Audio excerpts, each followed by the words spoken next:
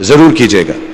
मेरे जो वालिद थे, मैंने जैसे बताया बहुत पढ़े लिखे थे, तो उन्होंने बहुत गरीब भी थे, उनको कभी कोई नौकरी नहीं मिली, हार्डली उनके पास पैसे होते थे।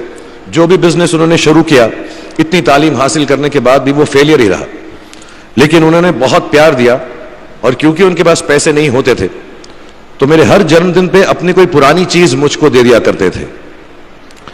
तो पहली पुरानी चीज जो, और बहुत बड़ा चढ़ा के उर्दू में अच्छे अच्छे अल्फाज यूज करके मुझे इंप्रेस करते थे कि बहुत अच्छा प्रेजेंट दिया है मुझको।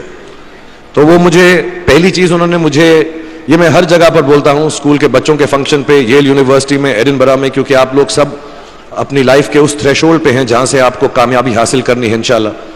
सो पहली चीज जो उन्होंने मुझे दी थी, उन्होंने मुझे अपना शतरंज का सेट दिया था, टूटा फूटा सा। वो शतरंज हर रोज खेलते थे। हनुमान मंदिर के जो हेड प्रीस्ट थे, पंडित थे, उनके साथ रात को जाके मेरे वालिद जो हैं शतरंज खेलते थे। और उन्होंने मुझे कहा कि शतरंज से आप जिंदगी के बारे में बहुत कुछ चीजें सीख सकते हैं। पहली ये कि कोऑपरेशन और साथ मिलजुल कर काम कैसे करना है। दूसरी ये कि जिंदगी में आगे बढ़ने के लिए कभी कभी पीछे भी हटना पड़ता है। तीसरी ये कि जो छोटे लोग होते हैं, जो आप समझते हैं, कई लोग ऐसी बात मानते हैं, जो पॉन्स होते हैं, जो प्यादे होते हैं, उनकी सबसे ज्यादा इज्जत करना जिंदगी के अंदर। कोई भी इंसान छोटा नहीं होता, हमेशा हमेशा जिंदगी में काम आता है। और कामयाबी हासिल करने के लिए आखिरी बात शतरंज ये सिखाती है हमको कि कभी कभी जिस चीज से सबसे ज्यादा लगाव होता है, जैसे रानी से अमूमन हो जाता है, कभी कभी उसे भी सैक्रिफाइस करना पड़ता है आगे बढ़ने के लिए। दूसरी चीज जो उन्होंने मुझे दी, मेरे पास है वक्त, 2 मिनट बोल सकता हूं मैं, सॉरी। दूसरी चीज जो उन्होंने मुझे दी थी, वो एक टाइपराइटर दिया था। आज के जमाने में आई डोंट थिंक किसी को, बहुत सारे बच्चे होंगे यहाँ पे जिनको मालूम भी नहीं होगा टाइपराइटर कैसा लगता है। अब सब कंप्यूटर पे काम करते हैं। तो टाइपराइटर के ऊपर जब आदमी लिखता है और अगर गलत लिखता है तो उसको मिटाने में बहुत तकलीफ होती है। So you have to be very diligent, बहुत ध्यान से लिखना पड़ता है, हम गलती नहीं कर सकते। और टाइपेक्स यूज करते थे टाइप को निकालने के लिए, कभी उंगली फंस जाती थी उसकी कीज के बीच में, मगर बहुत मेहनत से, बहुत डिलिजेंस से काम करना पड़ता था।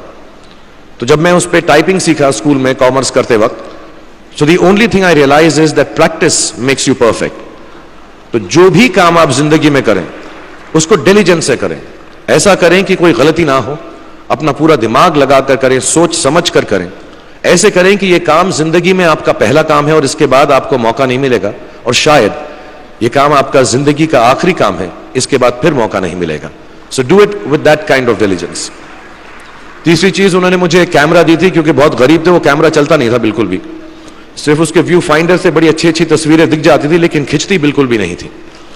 और इससे मुझे उन्होंने सीख दी कि जो हमारी क्रिएटिविटी होती है, हम जो भी, कभी कभी हमारी हॉबी होती है, कभी कभी हमारा उससे प्यार होता है, लेकिन हम उसको अपनी नौकरी नहीं बना सकते, अपना काम नहीं बना सकते। बहुत कम लोग ऐसे फॉर्चुनेट होते हैं जैसे मैं हूं कि जो मेरी हॉबी थी, जिस चीज से मुझे प्यार था, कलाकारी से, एक्टिंग से, वो मेरा पेशा भी बन गया।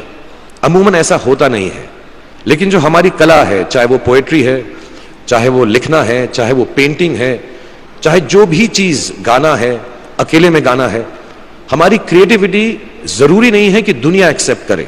जैसे उस कैमरा की तस्वीरें दिखती नहीं है, लेकिन उसमें देखने से खूबसूरत लगता है हर कुछ, वैसे ही आपकी जो क्रिएटिविटी है वो अपने लिए रखें, क्योंकि जिंदगी में कभी ना कभी, कहीं ना कभी ऐसा मुकाम आएगा जब आप बहुत अकेला फील करेंगे। हो सकता है दुख का समय भी आए, उस वक्त आपकी जो क्रिएटिविटी है वो आपकी सबसे अच्छी दोस्त होगी, दुनिया उसको माने या ना माने। मैं बहुत खराब पोएट्री करता हूं, लेकिन जब भी दुखी होता हूं तो लिख लेता हूं। सराफ साहब से मैं अब सीखना भी चाहता हूं, मैं रेखता पे जाऊंगा, मुझे लगता है ये कमाल की साइट है, थोड़ी मैं शायरी वगैरह सीखूंगा। मेरी शायरी बहुत खराब है कि हमने तुम्हारी याद में रो रो के टब भर दिए, वो आए और नहा कर चल दिए, इस लेवल की पोएट्री है। लेकिन जब दुख होता है, ये भी बैठकर जब लिखता हूं तो बहुत दिल को शांति मिलती है। आखिरी चीज मेरे वालिद ने मुझे दी थी, वो दोनों मिक्स है, मैं जल्दी खत्म करता हूं क्योंकि आप लोगों के पास वक्त नहीं है, आप लोगों को अपनी डिग्रीज लेनी है, सोच रहे होंगे इतना वक्त जाया कर रहा है हमारा ये। तो मैं जल्दी से बताता हूं। एक, उन्होंने मुझे कहा एक सेंस ऑफ ह्यूमर हमेशा रखना, जिंदगी में हंसते हमेशा रहना, एक चाइल्ड लाइक इनोसेंस जरूर रखना। जैसे एक छोटे बच्चे की जो एक इनोसेंस होती है, जो उसका दुनिया की तरफ जो नजरिया होता है बड़ा इनोसेंट सा होता है, उसमें कोई खामी नहीं होती, गलती नहीं होती, अभी दुनियावी बातें नहीं आई होती, तो वैसे ही रखना। कई बार बचपन में मैंने जब बदतमीजी की या कोई गलत काम किया तो उन्होंने सेंस ऑफ ह्यूमर से मुझे बचाया। और जिंदगी भर अगर आप अपने ऊपर, अपने हाल पे, दुनिया पे, क्योंकि लोग आपसे हर कोई बात कहेंगे, अच्छी बात भी कहेंगे, बुरी बात भी कहेंगे, क्योंकि लोगों का काम है कहना। अगर आप उसको एक सेंस ऑफ ह्यूमर से देख सकेंगे तो जिंदगी जो है बहुत बेहतर रहेगी।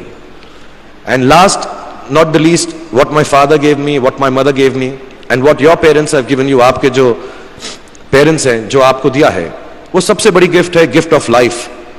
जिंदगी की जो जिंदगी एक खुद ही सबसे बड़ा तोहफा है हमारी जिंदगी, और उसको वैसे ही ट्रीट कीजिए। जिंदगी के अंदर जो भी मुकाम आए, जैसी भी चीजें हो, अच्छा हो बुरा हो, कभी अंधेरा हो कभी उजाला हो, हर चीज को रिस्पेक्ट कीजिए और जिंदगी में ग्रेस रखिए हर इंसान की तरफ। हर इंसान जो भी आपसे जो भी बात करेगा वो अपनी मुसीबत के हिसाब से करेगा, अपनी हैसियत के हिसाब से करेगा, कभी गलत बात भी बोलेगा, ऊंची बात भी बोलेगा। जब आप काम करेंगे, जब आप बड़ी बड़ी कंपनीज के अंदर नौकरी हासिल करेंगे, आपका हमेशा झगड़ा रहेगा, जो मेरा जूनियर है वो ऐसी बात करता है, मेरा सीनियर जो है ऐसी बात करता है। लेकिन सब जो हैं जिंदगी से जूझ रहे हैं, इस जिंदगी में कुछ बनने की कोशिश कर रहे हैं। सो वो ग्रेस जो है, वो लीवे जो है, हर किसी को दीजिएगा जो आपके साथी हैं, जो आपके साथ साथ काम कर रहे हैं, जो आपका साथ काम नहीं भी कर रहे हैं और जो आपका साथ नहीं भी दे रहे। ग्रेस से बड़ी चीज आप जिंदगी को वापस नहीं लौटा सकते। तो ये 4-5 चीजें याद रखिएगा। याद रखिएगा, नहीं रहे तो कोई बात नहीं। आप लोग बहुत कुछ अभी इस जगह पर इल्म हासिल कर चुके हैं और मुझे उम्मीद है और मुझे यकीन है कि आप जो भी करेंगे जिंदगी में बहुत कामयाब होंगे। और फिर से मैं मौलाना आज़ाद नेशनल उर्दू यूनिवर्सिटी का शुक्रिया अदा करना चाहूंगा कि मुझे यहां पर बुलाया, आपसे मुखातिब होने का मौका दिया। थैंक यू वेरी मच, बहुत बहुत शुक्रिया।